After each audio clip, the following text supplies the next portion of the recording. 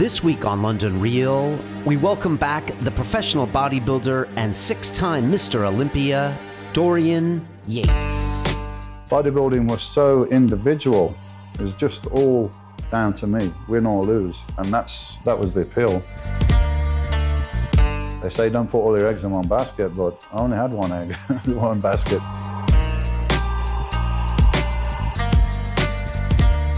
Because it's not possible. It's not possible to be training harder or more consistently or more dedicated than me, because I couldn't give a single ounce more to any aspect of this thing that I'm doing. So that makes me feel pretty powerful and pretty confident.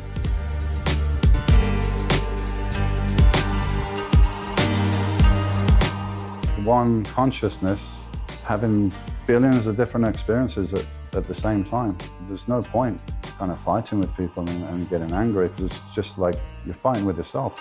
I trudged through that snow up past my knees to the gym, and I thought to myself, you know what, those fuckers in California right now, they're driving their Porsche, their Ferrari out in the sun, going to the beach. I'm here trudging through the snow, and they're gonna pay for that. London Real presents Dorian Yates, Return of the Shadow. We're all drops in the ocean, you know, so to change the ocean, I can only concentrate on this drop. London Real Academy. Build the best you. When I go in and look at a person or a business, I want to hear him talk about his dreams. Am I living in alignment to the way I want to be living? And there's a feeling you get if you're not. A community of action-oriented people that will keep you accountable to your goals. Sign up now for a free 30-day trial.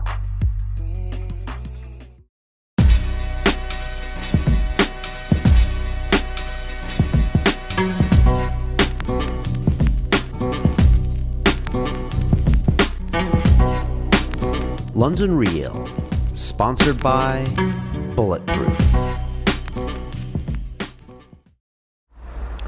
This week on the show, we welcome back the most watched guest on London Real of all time. Yes, that is Dorian Yates, the six-time Mr. Olympia, bodybuilder from the UK. It was such a pleasure to sit down with Dorian for almost 3 hours and really find out who he's been and who he's become over the last 2.5 years. This man grows, he constantly explores, and he really seems like a different person. Perhaps I'm a different person as well, and I guess London Real is too. So I really hope you enjoy the time I re-spent with Dorian. It was just really an honor sitting down with him. He is one of Britain's greatest sportsmen, and you know, one day we'll be recognized as that by the rest of the country, I'm sure. And until then, we just have the pleasure of hearing his thoughts about his time competing, about his time after competition, and just his theory of the world.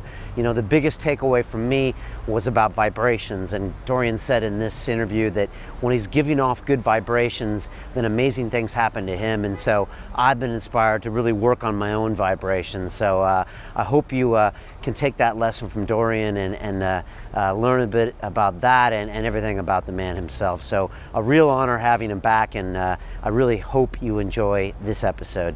And I'm going to make this one quick, but if you haven't already, please check out the London Real Academy. We are 700 members strong around the world, and if you join, then you'll find your future friends, your peers, your mentors, your investors. And I've just been blown away by the amount of positive energy, the incredible people that are here.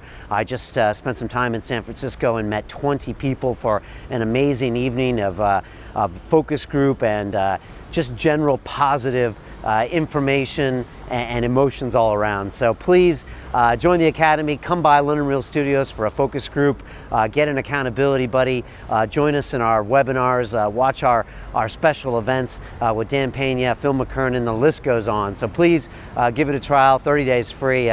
It's really just all awesomeness. I hope to see you there. And for now, I leave you with the one and only Mr. Dorian Yates.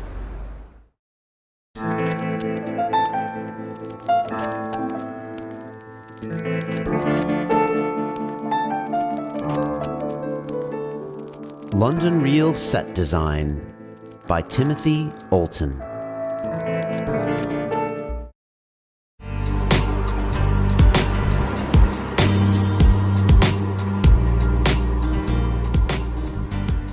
This is London Real. I am Brian Rose. My guest today is Dorian Yates, who is an English professional bodybuilder who won the Mr. Olympia title 6 consecutive times from 1992 to 1997 and holds the 4th highest number of Mr. Olympia awards of all time. You are widely considered to be one of the top athletes in modern bodybuilding history. Dorian, welcome back to London Real. Thanks for having me back. And 2.5 years later, and who knew the impact that show was going to have when I just walked in here one day and we sat down and we just started talking. Huge impact. Huge. I pulled out a tweet that you sent out on January 3rd. It was a few days before you were going to come in, and you had wrote, "Guys, I'm on London Real TV and I'm going to pull no punches."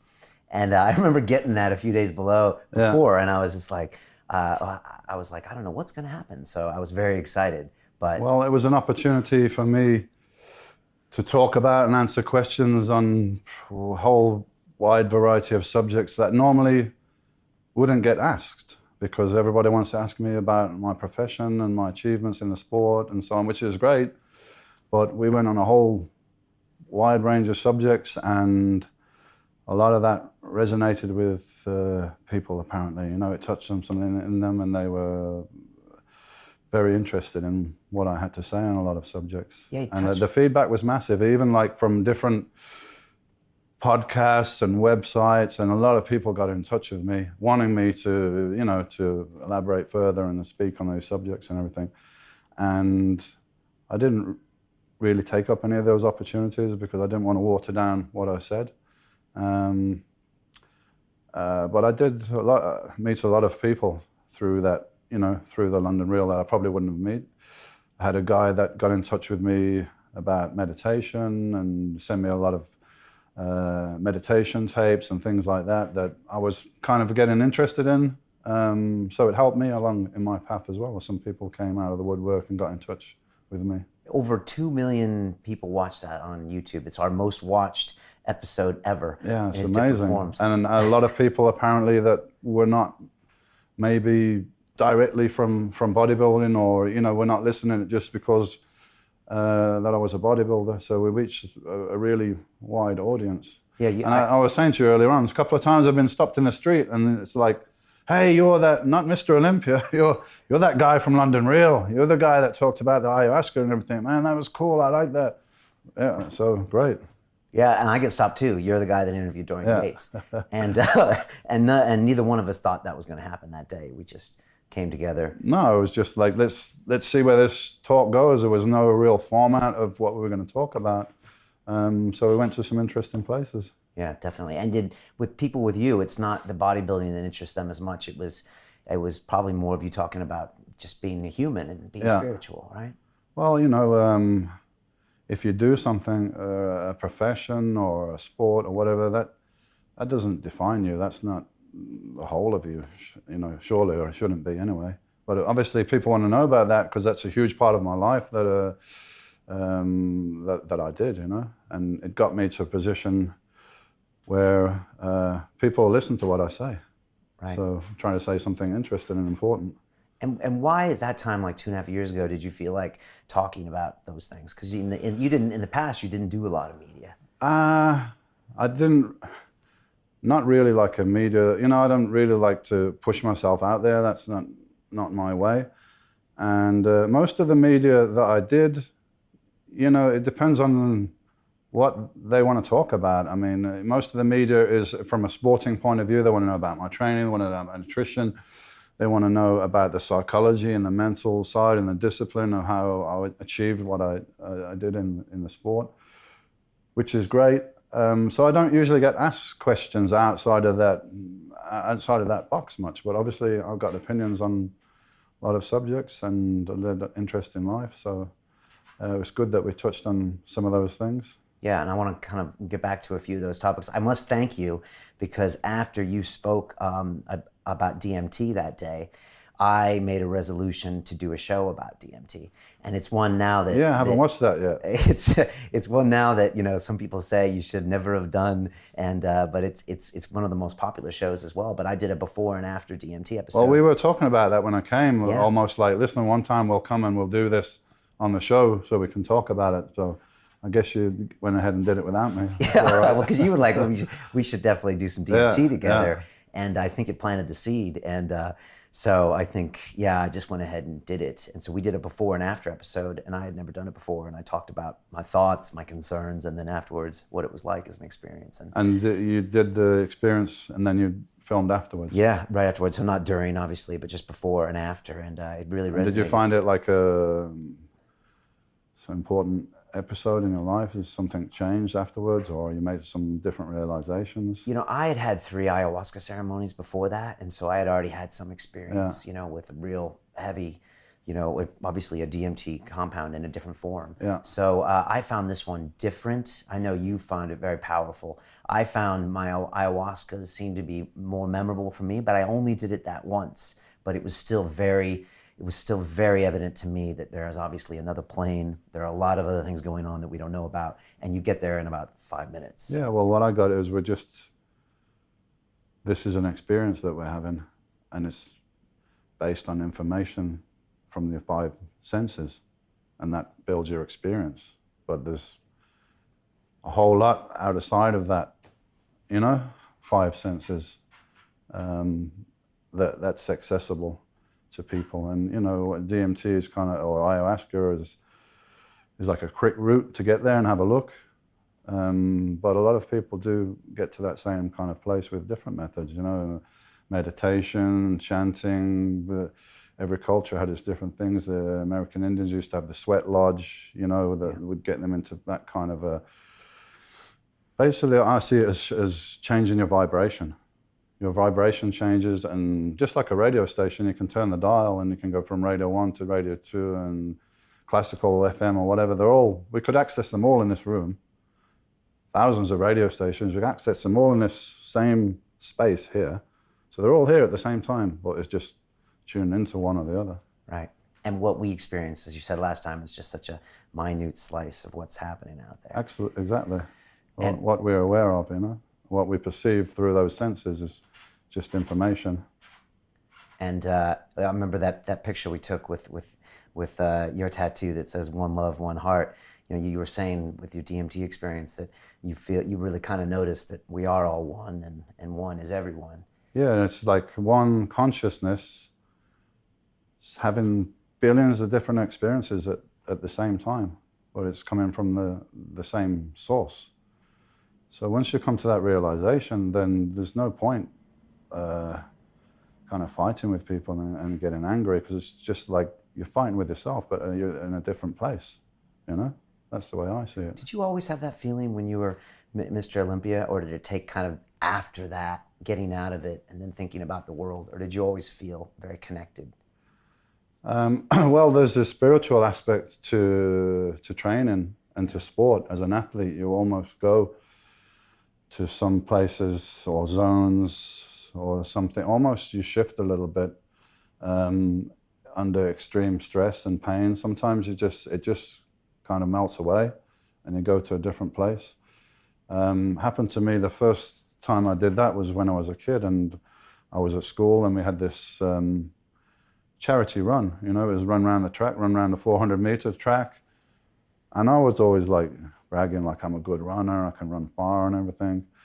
Then it came to this day that we were going to run around this track. And I remember I went around the houses and like, can you sponsor me for I think it was for a minibus for school or something like this, It wasn't the point of why I was doing it. It was just a challenge, So I go around all the neighbors, can you sponsor me, like whatever it was at the time, 5 pence a lap or something for the minute. Oh yeah, so they all signed up on this thing, yeah.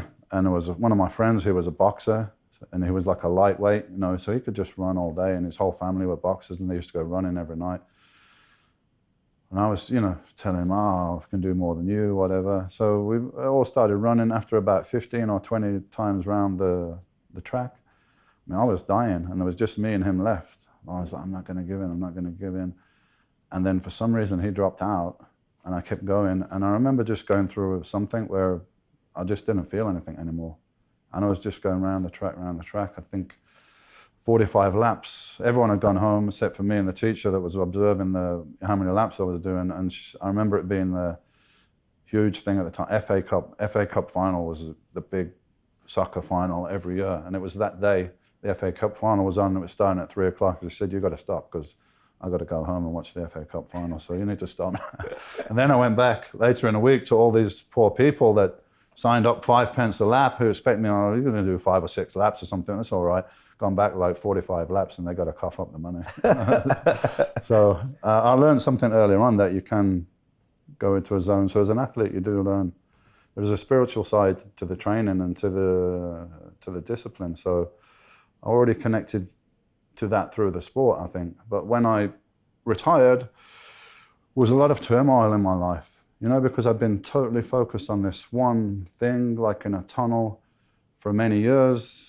And everything else I kind of neglected or swept under the carpet, or, you know, it was not a priority. I had to be in this tunnel. So when you retire from that kind of tunnel vision in a sport, it's pretty traumatic. A lot of athletes go through this, and a lot of athletes lose their way because they've had this focus and they're, you know, all consuming, and now it's not there anymore. Now, who am I?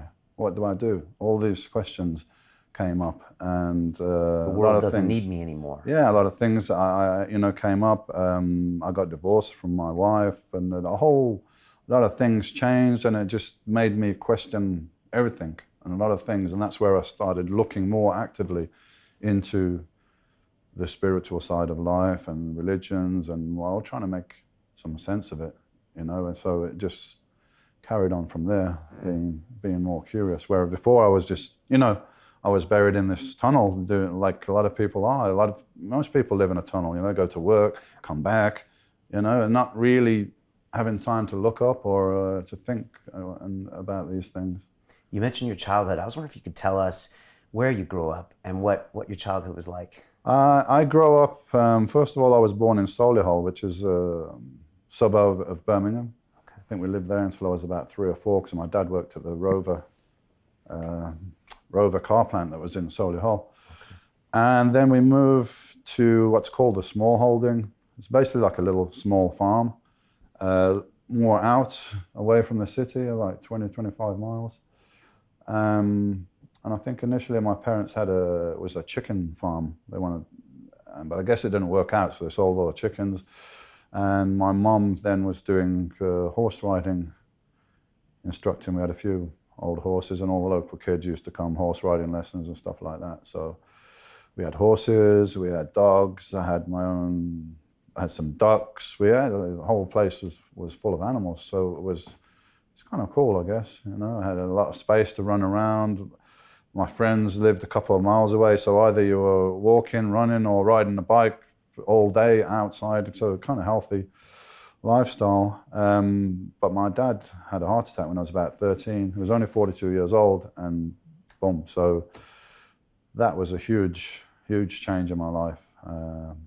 Shortly after that, my mum met somebody else, and we moved to Birmingham together. And tragically, I think it was less than a year later, her new husband-to-be had a heart attack as well. Wow. So yeah, there I was in Birmingham. And my mum was more like a country person. She loved horse riding and all that kind of stuff. So she was stuck in Birmingham then when her new partner died. And when I got to 16, she was basically, I don't want to stay here. I'm moving back out into the country. So what do you want to do? And I said, well, I'm staying here now. So right. At 16, I left home and went to crash on my friend's couch, and, you know. How did your father's death make you feel?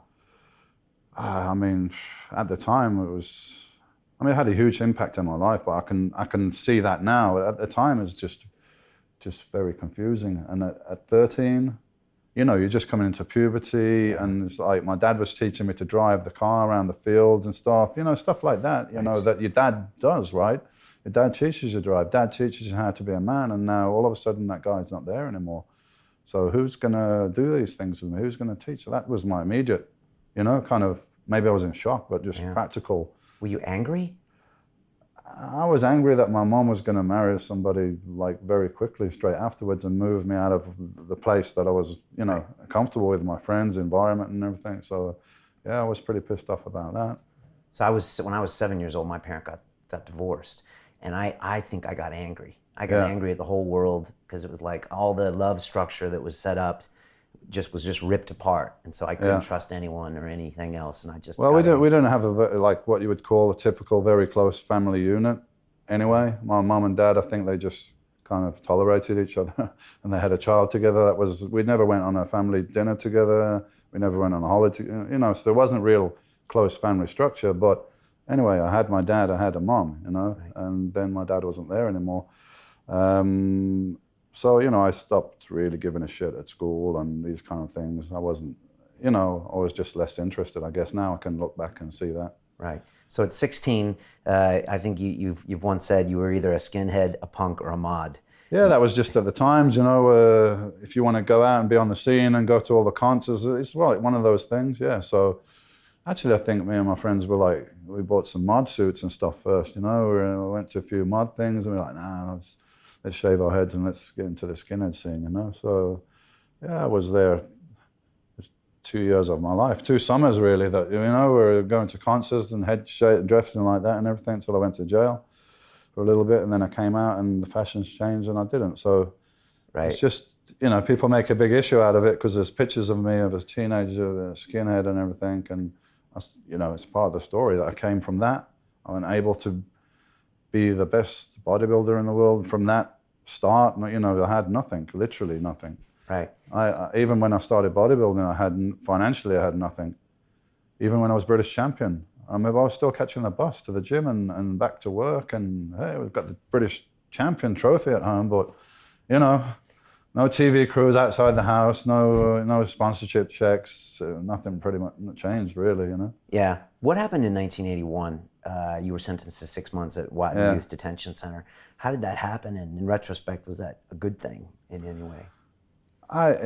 Really, I shouldn't have been there. I mean, I didn't do anything much to deserve to be in there, just apart from being in the wrong place at the wrong time. There was some like riot vandalism. Yeah, there was a lot of riots on the streets in the 81 in the summer. It was like started in, I think, Brixton and in Bristol, all the West Indian, Jamaican communities, basically. Okay.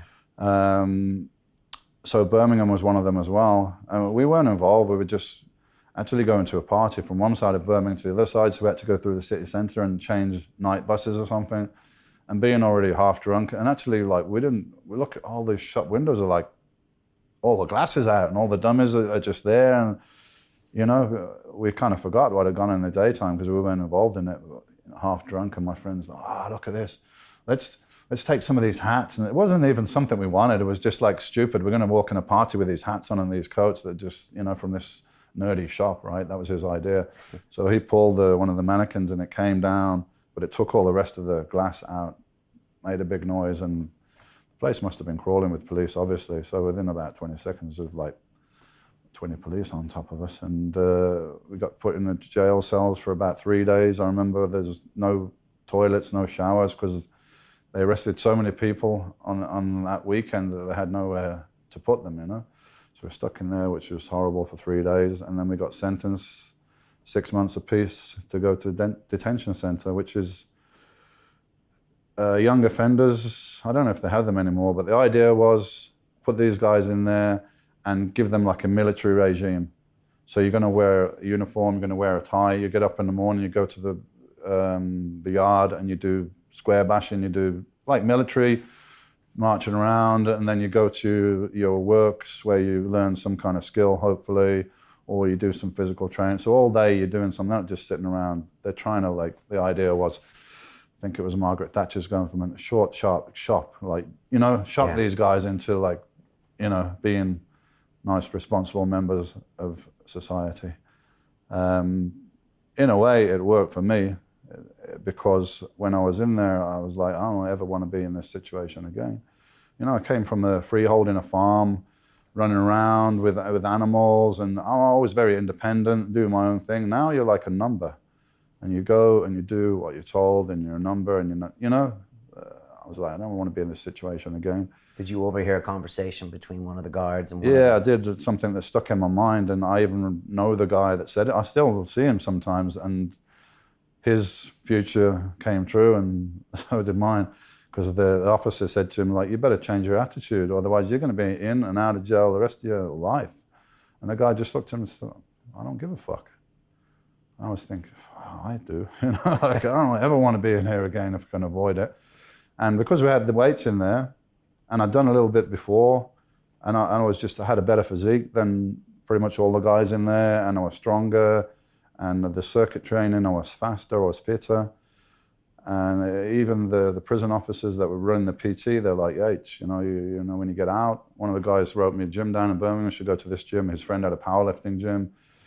I didn't want to be a powerlifter, I wanted to be a bodybuilder. But it was a point of realization that, like, you know, this is not your path, this is not your life, you know, and this, you can see that you're good at this, so let's do this. And then I started doing it and getting, you know, results very quickly. Then I started thinking about, I want to compete, and, you know, maybe one day I'd like to be a British champion. That's pretty much where I was when I started, you know. And you saw that early bit of success, and that made you think, okay, I can do this.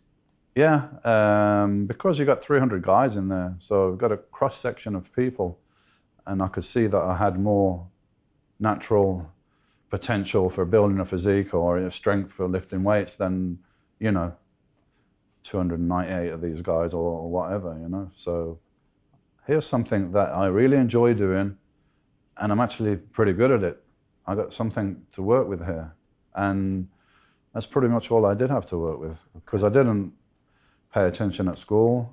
I'd say I'm reasonably intelligent, probably more than average, but I wasn't interested in what they were, you know, I wasn't interested in the whole regime. And now I can see how correct I was, because it's not education, it's just indoctrination. It's just teaching to be there at 9 and leave at 4, and it's teaching to wear a tie, and it's teaching you to, like, you know, to be a part of this machine. And I never felt comfortable with it, and I don't think a lot of people that was at school, they're like, something's wrong here. Like, why are we spending so much time learning so much useless information? You know, what did I learn at school? Learn to write, read, and some basic mathematics. Those are the only things that I've learned at school that's been of any use to me in life, you know. Most of the time was just wasted. Like locking these kids in 8 hours a day inside a classroom and getting them used to that. It's not natural. And then they say, all right, here's some homework to take home with you. So we're going to stick you here for 8 hours. Now when you go home, when it's to sit in a room and do this bullshit for another 2 hours. And I never, ever did any homework, and got in trouble for a lot of time, but I just was like, I'm not doing it, you know. I'll do my best while I'm here. I don't really want to be here, but when I leave, I'm going to do what I want to do, you know. Right. So you left the detention center, and is that when you moved into Casa Vale, which is tower blocks in Yeah, well, first of all, I moved out to a friend's place, and I was just living on the couch, and the house was quite crowded, and she had 2 young babies and stuff like that. So the council came out, and I'm sure a single man wouldn't get a council flat these days, you know, but then it was different. I did get a flat in one of the least desirable addresses, I think, for most people. For me, I was happy to get that apartment because it was near to where a lot of my friends lived and stuff like that. So yeah, Castle Vale's changed a lot. Actually, the high-rise blocks that they built in the 60s, they've all been knocked down now. Okay. But that's where I was, living on Castle Vale for about, I think 4 or 5 years. I was living there, and as I said at the first, no, just catching the bus. I probably spent 2 or 3 hours a day on the bus, going to work, going to the gym, going to my girlfriends and all stuff like that. And at this point, you were learning, right? You wanted to learn about nutrition, but you were dedicated. You had a goal. I studied a lot before I started, because I'm like, before I started, I'm like, this is a mission. I'm not starting casually. When I got out of the detention center, I knew I had to find a job. I knew I needed an apartment. I needed these things before I could go to the gym. Otherwise, you know, I need stability. So I got these things secured. And then during that process, I was reading as much as I could, magazines, books. I've probably got every bodybuilding magazine and book that's been published in between 1980 and 95, and even a lot more before that, because people could see that I was collecting, and people used to give me their old Iron Man magazines and things like that. I had a huge collection, which unfortunately got damaged in storage and stuff like that. But I just absorbed all this information and then started sorting out and what worked and what didn't work, what's made sense and what didn't make sense. And having goals. I've got every workout I ever did from 1983 until 1997. I've got every workout written down. I've got every exercise, every rep, every weight, everything written down. I've got a stack of books like that, all handwritten. I've got all my diets in there. Everything is logged down. And I was doing this, and I taught myself to do this. And every month I would write, this is my weight, this is my bicep measurement, this is my waist, this is it, this is my maximum bench press. And then I have all these next month. My goal is 10 pounds increase on the bench press. Oh, that doesn't sound much. Yeah, but if I did it every month for 12 months, it'd be 120 pounds, it'd be massive. So I always broke it down into little achievable goals like that, which I didn't always achieve, but I had the goal to aim for, and, you know, constantly going forward. So I kept records, and if I changed something in my diet, I changed something in my training, I would put it down, and I'd change one thing at a time. And then let's see for a month what effect this has, positive or negative. And then whatever it was, if it was positive, I'd keep it. If it was negative, I wouldn't agonize about the whys. And even, you know, if I read somewhere Arnold Schwarzenegger said this exercise is the greatest thing, but I'm doing it, it's not working, I would just simply eliminate it and move on. I wouldn't wonder why. It's not, waste energy on that, you know. So very meticulous in my planning and very analytical about the whole process. Like a know? scientist. This is a it was my own method. science cross between a science experiment, a sport, and an art. It's like the whole thing combined, and because it was so individual.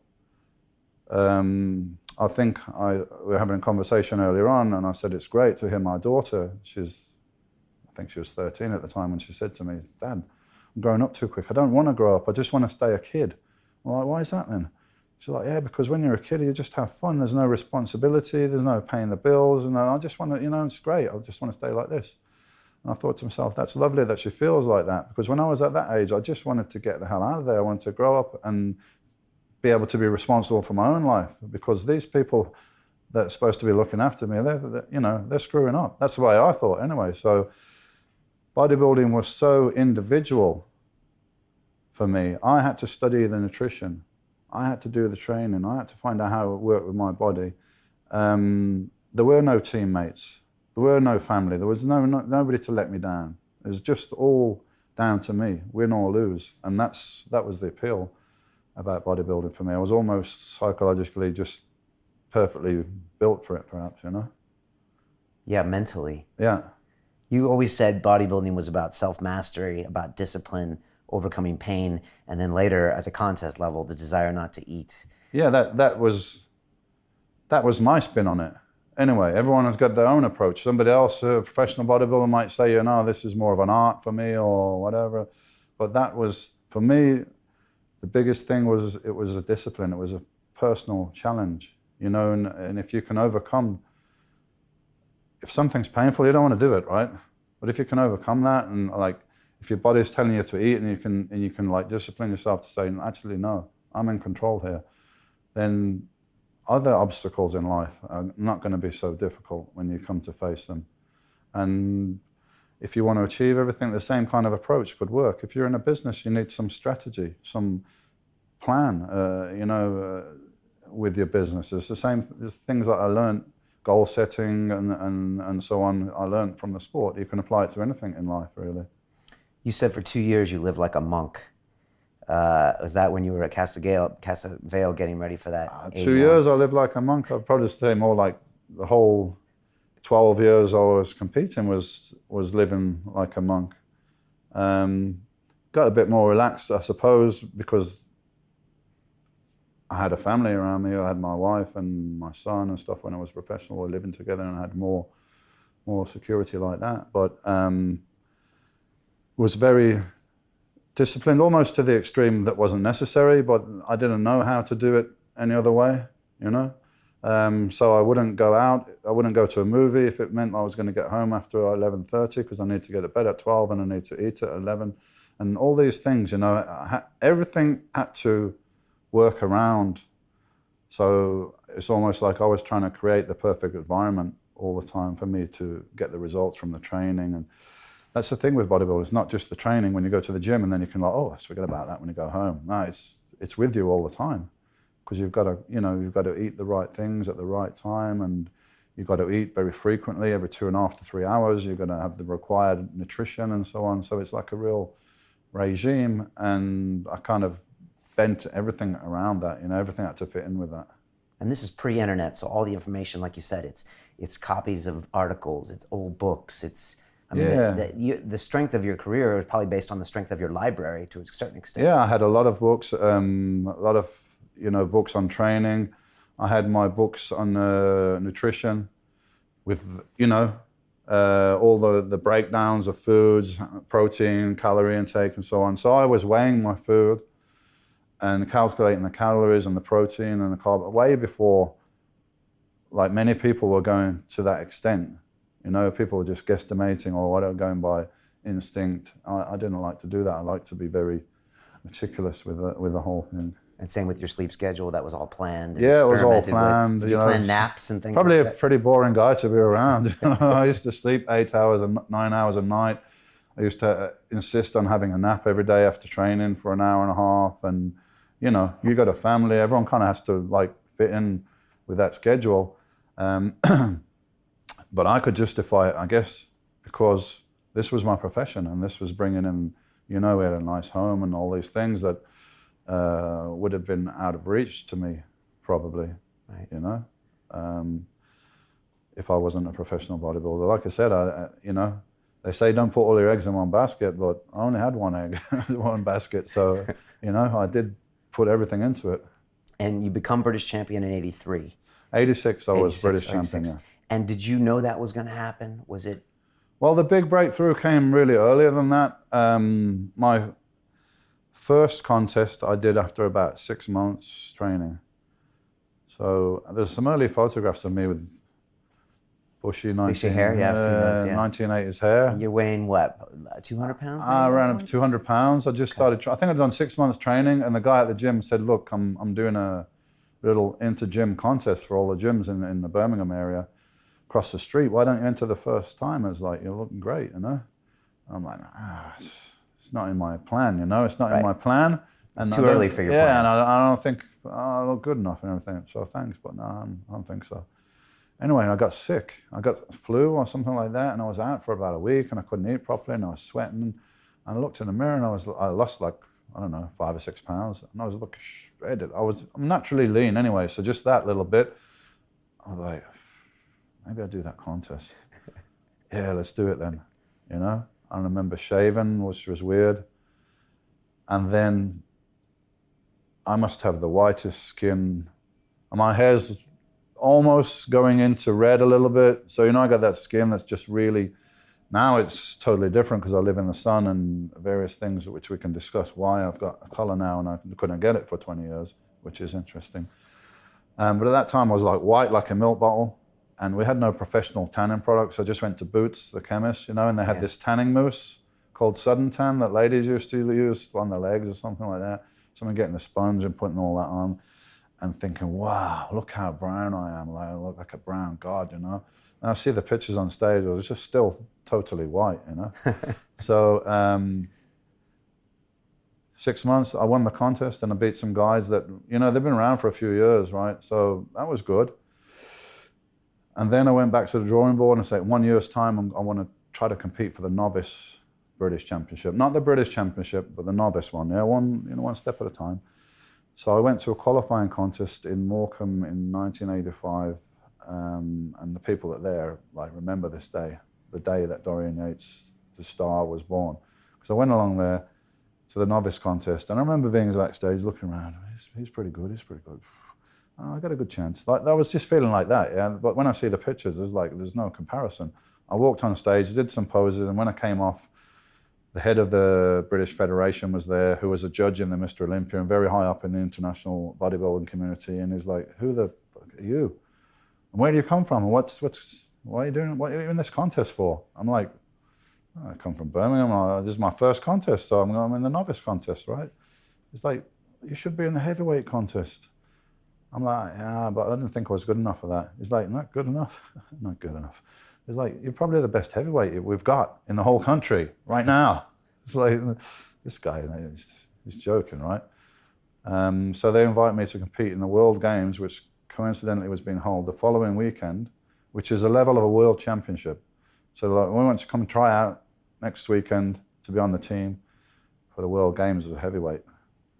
So I was a bit reluctant because, again, it was not in my master plan. And your plan was meticulous, and you weren't in a rush, were you? No, I wasn't in a rush, one thing at a time. But, you know, these guys were like very nice, and they were like, you know, Ron Davis was the guy's name, who was the head of the federation. He was a judge at the Mr. Olympia, and he was saying, look, you know, you're ready for this, you can do this, and you're gonna, you know, you can beat a lot of these guys that are pros. And so, okay, I went along to do the World Games, and I got 7th place there out of 13 guys. But these were the top amateurs in the world. So I finished in the middle of the pack after a year and a half's training, which was great. And I got that recognition, and you know that, yeah, you are doing the right thing, you are in the right place, you do have the potential. But on the other hand, I was very disappointed that I let myself being taken off track and put into a contest where I didn't feel I was really ready yet. You know, I wasn't really there to win. I remember when I was a kid, my mum, you know, we had the horses, and my mum used to take me to these gymkhanas, you know, like horse shows, and they have little competitions. And my horse was so slow that I always had no chance of winning. I always used to lose, and I just don't know, that stuck with me. Like, I'm like, we're not prepared properly, you know. We can't win in this situation, so that kind of stuck with me. So it was good, but at the same time, I was like, I've learned something, not to let anyone persuade me. I've got to go with my plan and my instincts and my things that I wanted to do. So the World Games was really a breakthrough, and they showed a little bit of it on TV at the opening ceremony. Okay. And at the opening ceremony, I was there with a girl called Della Shahabi. She was a British competitor. But we're there with a tracksuit top, and we took the bottoms off into the legs and did some posing. So of course, got all these sports there: water skiing, powerlifting, like loads of sports. World Games is like, it's like Olympic Games, but sports that haven't made it to the Olympic Games yet. Okay. So there's a lot of sports there, but nothing interesting visual going on at the open ceremony apart from these people with the legs and the body. So all the TV cameras came over, and that got on TV, and a lot of people then recognized me, and I got my first paid guest appearance at a contest to fly to Northern Ireland. Some guys that had been at the World Games and saw me, and that's a guy with a low potential and probably pretty cheap as well at the time. So a few £100 in an air ticket, they got me over to Northern Ireland, and I did a guest posing there at a contest. That was the first time I did a guest posing, and the first time that I ever went on a commercial airplane was from my sport. You know? Your sport. How'd that feel? Feel great. And I didn't even have a car at the time. So, you know, looking back, I'm thinking, like, I didn't have anything, but it didn't bother me at all. I was just happy that I was just immersed in this goal, you know, all-consuming goal, and it was exciting. It was enjoyable. Let me ask you a question. There's a movie called Senna that came out recently. It's about a Brazilian F1 Anton racer. Senna. Yeah, did you see it? Yeah, I did. Yeah. There's a point at the end of the film, and it's a very interesting film because you kind of get to live his life in real time, right, by the footage and everything. And at the very end, there's a point where he says, you know, sometimes he used to miss back when he used to be a go-kart racer because there was no money, there was no politics, it was just pure competition. Yeah. And he missed that sometimes. I was wondering if did you ever miss it when you were in the 4th time, 5th time, 6th time Mr. Olympia? Did you ever miss like that? No, first because contest? I didn't really change my approach or my attitude, and I isolated myself very much. I always thought, you know, if I became successful, if I became Mr. Olympia, I want to move to the States and move to California because that's where it's at, and that's what I read about when I was a kid, and that's what's inspired me, and Arnold on the beach with his girls and all this stuff, you know. So I thought that's where I'd want to be. But when I got successful, I realized if I was there would be a lot of pulls on my time, you know, a lot of pressure to go to this event and do this and do that. Whereas over in the UK, it's a lot more difficult to get hold of me and, you know, ask me to go to an event because I'm on the other side of the world. So there would have been a lot of distractions and a lot of pressures of me in the States. And I wanted to keep that, you know, Clubber Lang eye of the tiger. And, you know, I didn't want to get too comfortable. I didn't want to go to events with celebrities and all this kind of stuff. So I stayed in Birmingham where I was not accessible to do those kind of things, and where I could just be still almost religious about my training and regime and everything that got me to be at the top. Because there's the dilemma, you know, you do all this hard work to get to the top, and then when you get to the top, you get opportunities to make money, but it's going to take away from your time and dedication that you put in to get there. So it's a lot of people fall down on that, you know, amateur bodybuilders turn professional and then all of a sudden they're not so good anymore. Why? Because they've just got so many distractions. And now they're becoming successful, also get so many people in their ear telling them, oh, you should have done this and you should train like this and you should have done that. And then they forgot just basic hard work that got them there in the first place, probably. So now all the magazines... I isolated myself, and that also had no strategy about the way I did things. It was just me being me, but it almost could have been a strategy because it worked out, you know, the whole shadow mystique, inaccessible guy from across the water, the only monster that only comes out now and Can then. we talk about your nickname? Roll up, buy your ticket. You know, like every show I went to in America, and I can still speak to the promoters now, 20 years later, they say they've never seen anything like it. They would sell out their shows immediately when people knew I was there. There was no internet to see me in the flesh, to see me or to talk to me or have access or anything like that. So when you turned up at a show those days, there was a huge demand for everybody, but I was number one because I was so inaccessible and so different, and the physique that had changed the sport and everything like that. So where did that nickname come from? Do you remember who the first shadow? gave it? Yeah. The shadow was coined by Peter McGough, who's an author, the first guy to ever do an interview with me.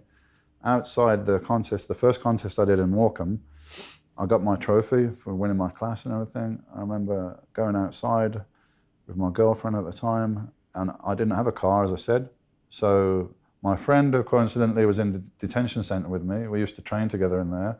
When he came out, he carried on training, and I carried on training in our separate gyms and everything. But he rented a car.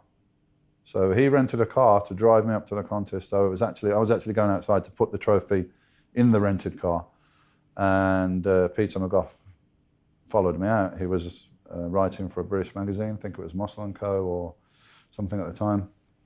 And he wanted to interview me, and I was like, he said, the look on your face when I asked you to interview was like total, like, what the fuck, why, you know? So that was my first interview I did with Peter McGough. And he's the guy, and then Peter McGough, coincidentally, his writing career almost went parallel with my bodybuilding career. He ended up being the editor of Flex magazine in California, which is the biggest bodybuilding magazine in the world, and very respected in the sport for his writing and for his knowledge and everything. So Peter is the one that coined the shadow, because he's like, this guy, he comes out of his gym in Birmingham, goes to a contest, devastates everybody, is like the opposite, the anti-bodybuilder, because he's not an extrovert, he doesn't tell everybody how great he is all the time, all this stuff that people expect.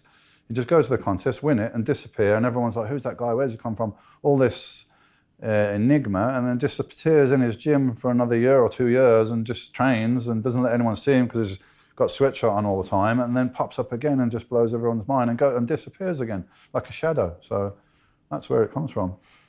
And there's a funny thing, because I had a pony when I was a kid and his name was Shadow.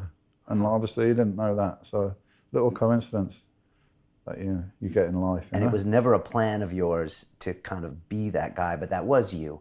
So it's never my plan to be that guy. I was just me being me, which I find always works out for me. People appreciate that. And when I went to California and I won my first pro show, and I was flown out to California by Joe Weider to do the photo shoots for the magazines and everything. First of all, they asked me to wear sunglasses, and they wanted to spray this water bottle on me so it looks like I'm sweaty, and take pictures and pose and hold the weight. And I'm like, this is bullshit. I don't train like this. I don't wear sunglasses. Yeah, but we want it. It's like what they want. I said, how about we do something different? How about I lift that fucking 200-pound dumbbell and you get a picture of that? Can you do that? I'm like, yeah, I can do it, but I can't do it and hold it. And you got to get this shot. And that was my first front cover, that shot. 200-pound dumbbell. I'm doing a one-arm row in Gold's Gym. all the veins coming out of my neck and everything, because I am actually lifting a 200-pound dumbbell. That's what it looks like when you lift. But people saw that shot and they know it's real, and they feel inspired and they get energy from that shot.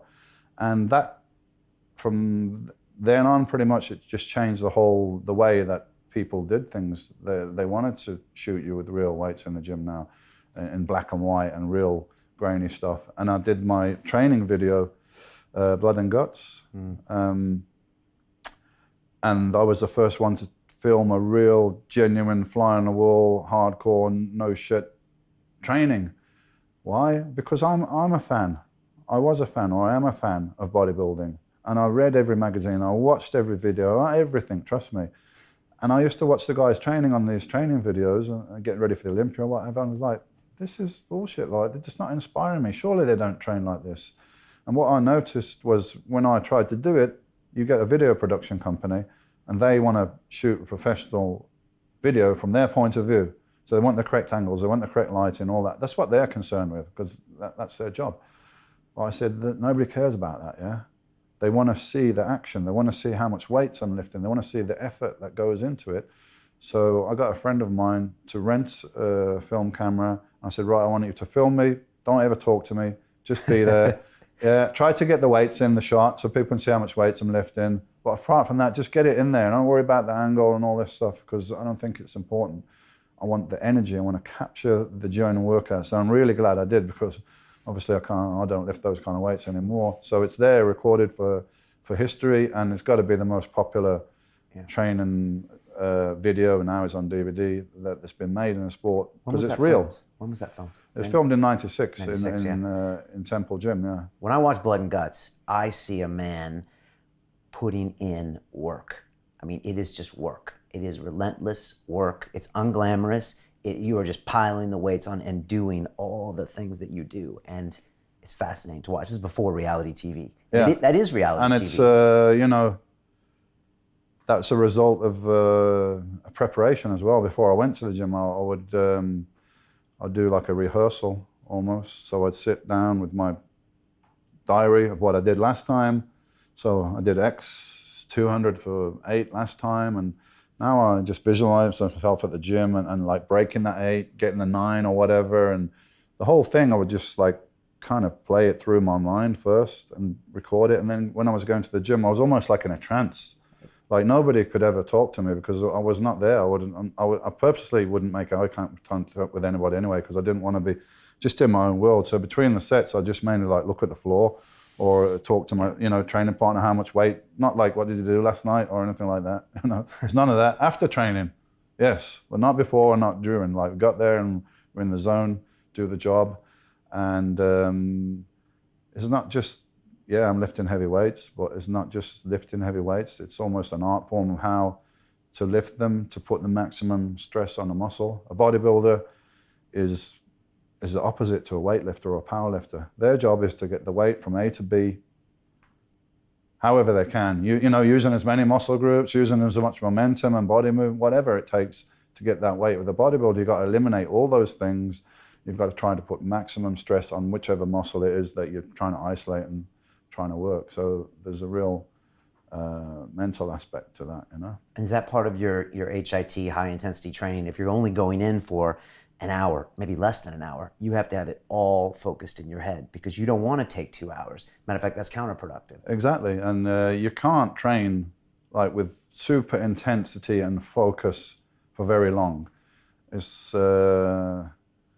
Mike Mensa, who was, one of the predecessors to me with this kind of training, used to say, well, if I say to you to go outside and sprint, how long are you going to sprint for before it turns into a semi-jog?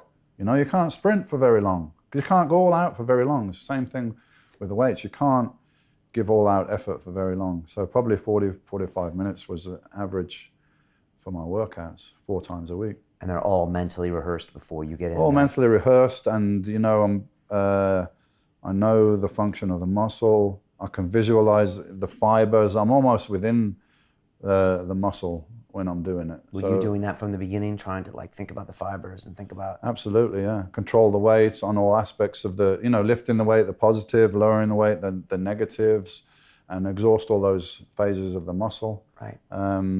So yeah, I'm actually doing a certification now for personal trainers. So they come and train with me, and they get all these points we go over, so that my training methods are translated correctly. Because like you said, bodybuilding is different than powerlifting, and it's different from weightlifting, as in you're thinking about the best way to stress that fiber. Exactly. If you do a bench press as a powerlifter, you bring the bar down to your chest and you're going to get it back up to there. So first of all, you can arch your back to reduce the range of motion. You can bring, bring your back into it. You can have a wider grip. Various things you can do to try and get that weight from A to B. If you're doing it as a bodybuilder, you're trying to use your pecs as much as you can.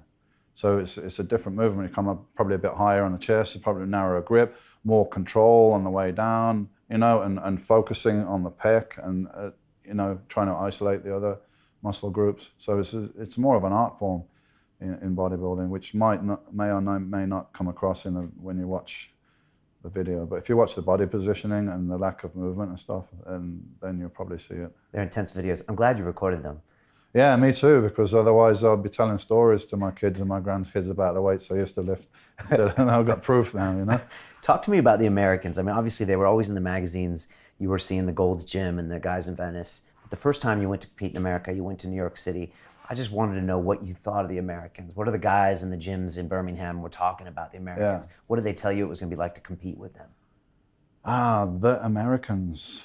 The Americans. People used to talk to me about the Americans as if they had 4 legs and 4 arms or something. I'm like, okay, they've got better gyms over there, access to better food, and there's more people lifting weights. That's the big thing. People don't realize, maybe in the States, that most of your schools or colleges would have a weight room. Am I correct? Yeah, they would. No school in England has a weight room. You're not going to be introduced to weights at school. You're going to have to decide for yourself, I would like to do weights, and where is there a gym, and let me find out, and go to the gym and find out about this. So it's not something you stumble across at school while you're playing football or basketball or baseball or track and field or whatever, and you do weight. So it's fair to say that a lot of people that go to school or college in the States, they have done weights at some point. For whatever reason, they've been introduced to those weights. So you've got just a bigger pool to pull from. Plus the whole sport was based in America, mainly in California because of the Weeders, the Weeder magazine, Flex, Muscle Builder, all that stuff, and Arnold and Pumping Iron and so on, So somehow the Americans had a mythical status.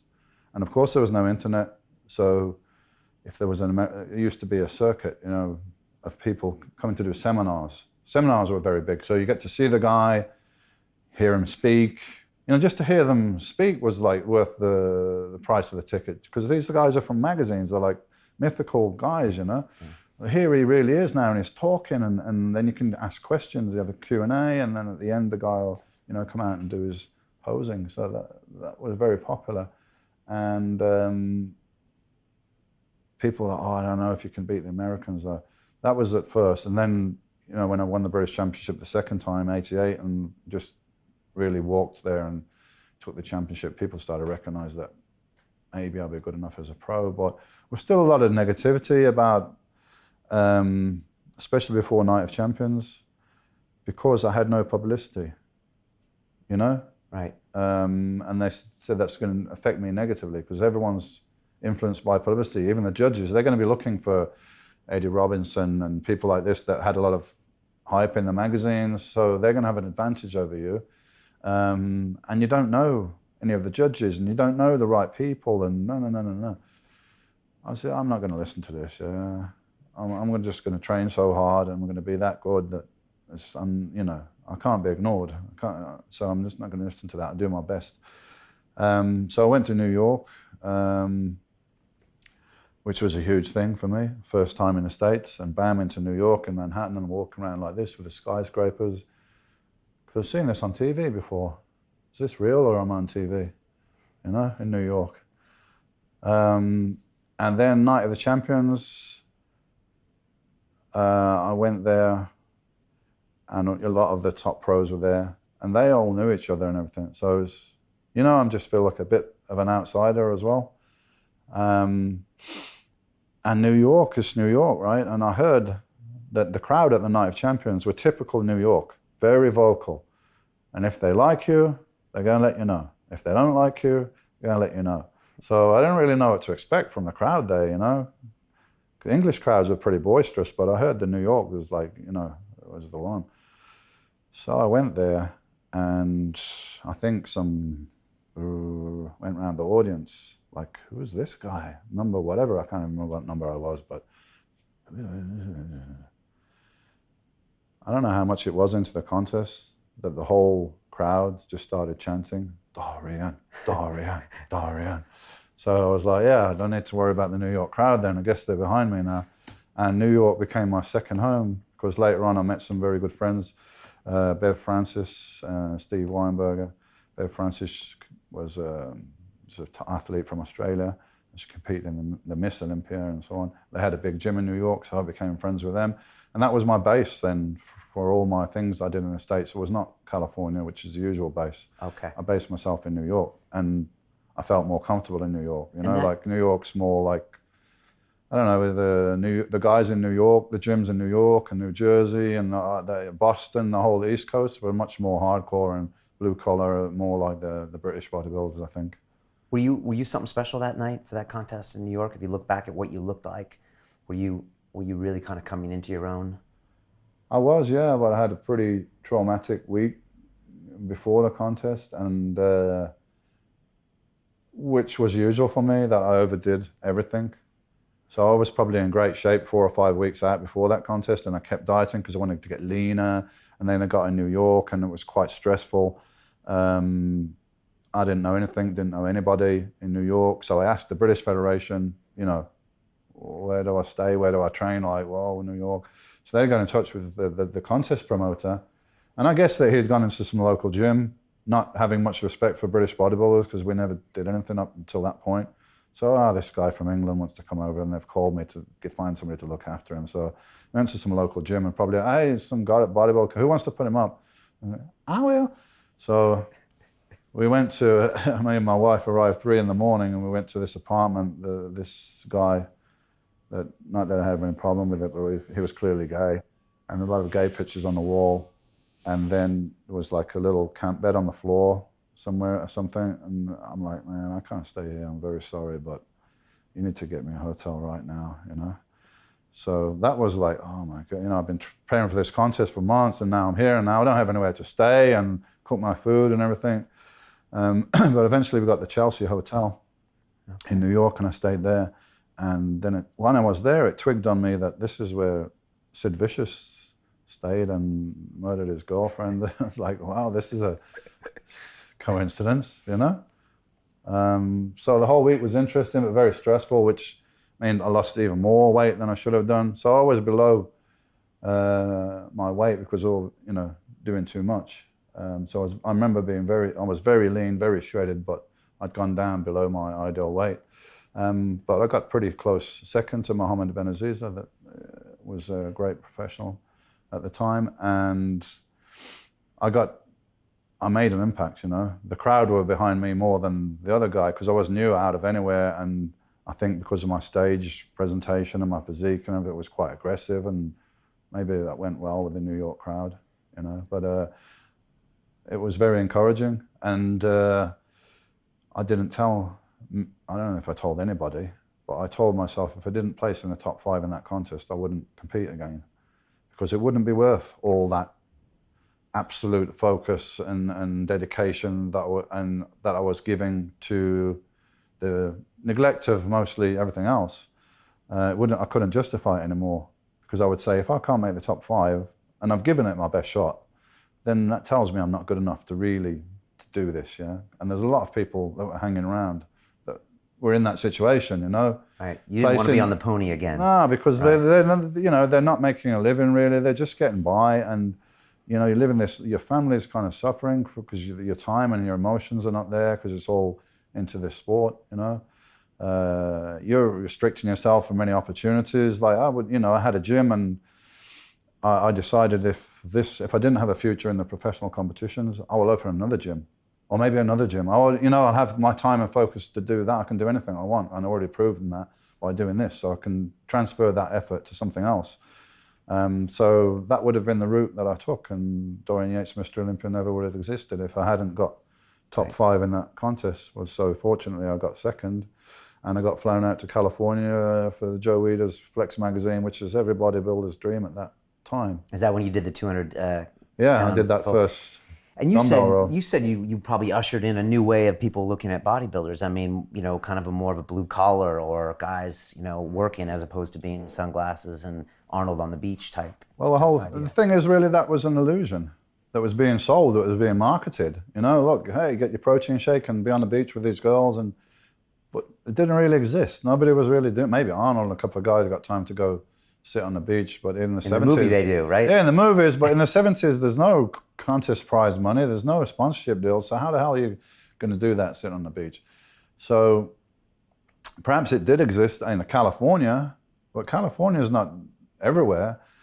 The majority of guys that were lifting weights all around the world were just working class, blue collar guys like me. They didn't live in the sun. They didn't wear sunglasses when they trained. They trained in some dank gymnasium, and they're lifting heavy weights with 2 sweatshirts on in the winter with their mates.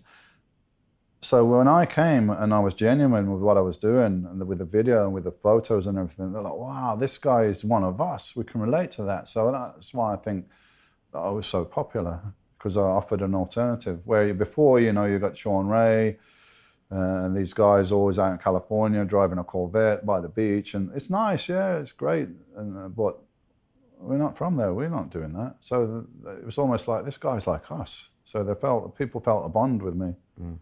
At the time, Lee Haney is Mr. Olympia, yeah, which he held for 8 years. Were you thinking at that time in New York that I got to start thinking about Lee? Well, there's a thing. Lee Haney was Mr. Olympia the first time in 1984. I started training in 1983. So Lee Haney had been Mr. Olympia pretty much for the whole time that I've been training and climbing up and everything. And so he's the icon in the sport. And he had a good shape, but he was a lot bigger than all the other guys. That was his thing. He overpowered them, right? And by the time I got second in the first night of champions. And then I came back the following year and I won that outright. And I'd improved. And then people and myself were thinking, I could maybe take this guy, And I had to change my mental approach from, wow, it's Lee Haney's Mr. Olympia, to like, no, hold on.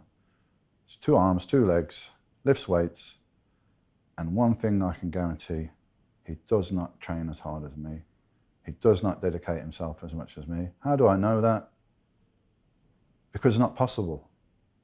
It's not possible to be training harder or more consistently or more dedicated than me, because I couldn't give a single ounce more to any aspect of this thing that I'm doing. So that makes me feel pretty powerful and pretty confident. To watch the rest of this fascinating interview, click on the link below and go to LondonRealAcademy.com. There you can sign in with your social media, log in and watch the rest of the episode for free, along with all of our episodes on London Real, my webinars, and all of our premium content, all located over at LondonRealAcademy.com. So click on the link below, you'll be directed there, and you can watch the rest of this fascinating interview, and I'll see you there.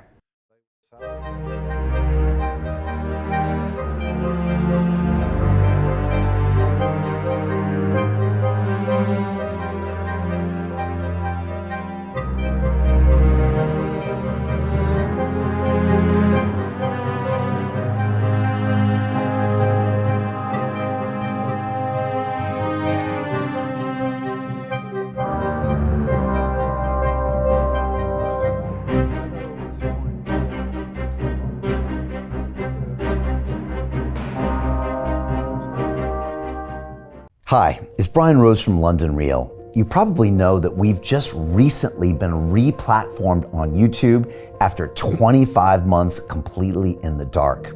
The truth is, I really need your help.